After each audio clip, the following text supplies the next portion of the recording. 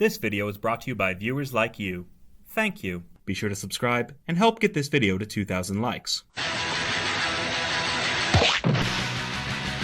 Dan and Mr. Mumbles are waiting for Chris so they can binge-watch Cinemax Prison Babes. Dan is perturbed by the unrelenting barrage of second-rate dance shows, with duds such as Soul Trainwreck and Mambo for MILFs. Dan calls Chris's answering machine and threatens to turn him into his prison wife. Do you know what a Sully would do if you punked him like this?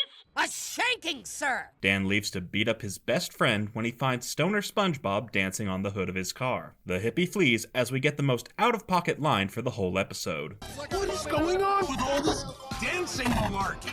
I'm not sure who decided to market this as a kid show, but they deserve to be added to Dan's list. Dan drives to Chris's house, where he discovers Chris and Elise are swingers. Turns out the couple are practicing for a swing competition and kick Dan out of the house. Dan responds maturely by busting this busty bust and then declares war on dancing. Baby, I'm dancing in the dark. Dan gets into a verbal tug-of-war with Elise over who is entitled to Chris. Chris surrenders his free will like the submissive cuck he is.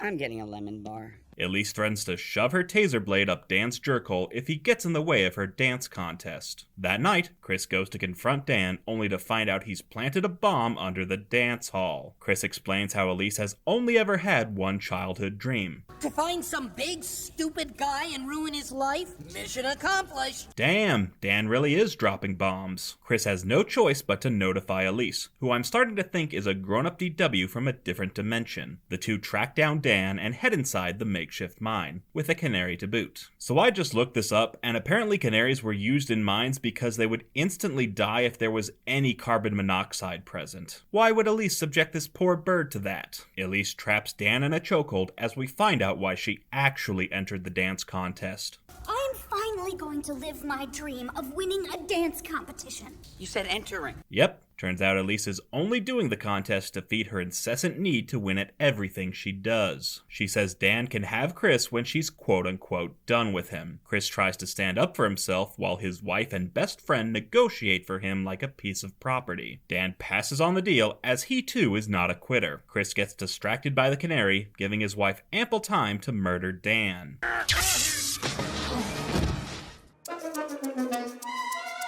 Just kidding. Elise has Dan kidnapped and shipped to the opposite side of the country. Dan escapes his cardboard prison only to find himself in the decrepit wasteland of Pembroke. Dan is horrified to discover the entire town is infested with the discotheque undead. Why doesn't anyone just carry a gun anymore? Seriously, if they had put this on Adult Swim right after regular show, it would have had way more than 3 seasons.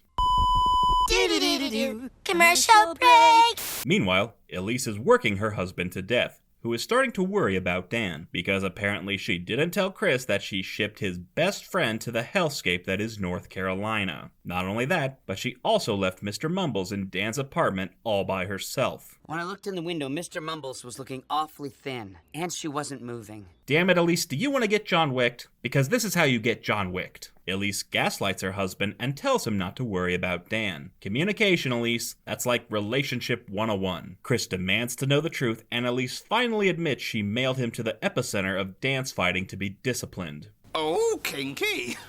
Turns out the town was once a thriving dance community, before the market dried up and the dancers devolved into the cannibals from The Hills Have Eyes. Chris again shows concern for his best friend, only to be met with apathy from his psychopathic soulmate. Back in Pembroke, Dan narrowly evades a swarm of inbred breakdancers when he comes across the last sane dance instructor alive. The instructor agrees to help Dan escape by teaching him the art of fight dancing. After several days of physical and verbal abuse, Dan is finally ready to take on the feral freestylers. He pumps himself up for an awesome fight scene, which lasts all of 45 seconds. Dan ditches his mentor and sets out to get his revenge on Elise.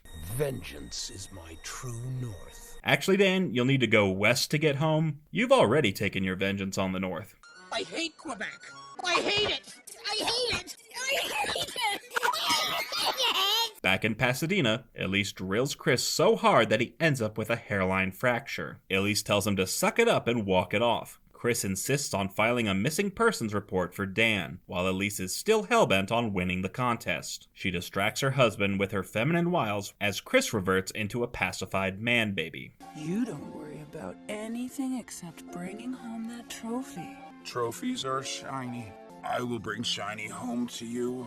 The couple go to the swing contest, only to find out they can't participate without an alternate. Elise goes full Karen and nearly beats the shit out of the receptionist, who was just doing her job. Chris admits he knew about the alternate requirement and forgot to tell Elise. This sends Elise into a fit of rage as she threatens to make her husband's life a living hell if he doesn't win the contest. The two are hot on the dance floor when Chris breaks his ankle. He begs Elise to let him stop, who tells him to be a man and play through the pain. Yeah, even Harley Quinn and the Joker would agree these two need counseling. Dan makes it to the dance hall and threatens to kick Elise's ass. Elise uses Dan's rage to her advantage and the two crush the competition. Literally. Dan threatens to make them lose on purpose until Elise agrees to let Chris be his slave for a whole month. You don't own me!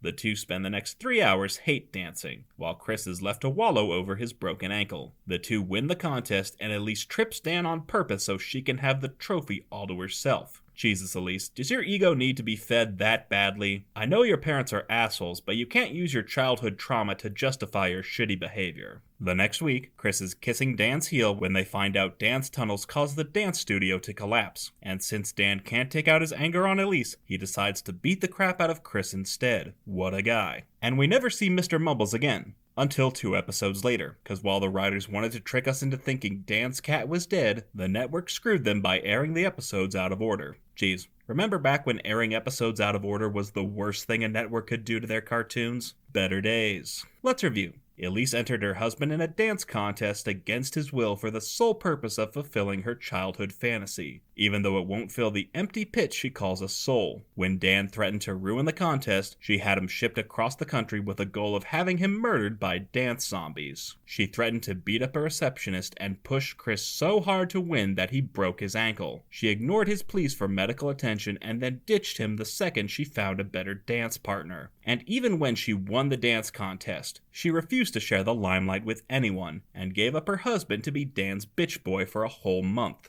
F you, Elise. And while this show would have fared way better if it hadn't aired on the same network as Hasbro's Behemoth, at least you can watch all the episodes for free on YouTube. It's important to support shows like these, even after they end, so they don't disappear from the conversation. Pinkie Pie! You're welcome. Cancelled. Because no show deserves to be discarded from existence, even if it's just a cartoon. Is there a cartoon you want me to talk about? Patrons who join my $10 tier can pick which shows I cover on It's Just a Cartoon. There's a limited number of slots available, so sign up now. Coming up next. Max and Ruby.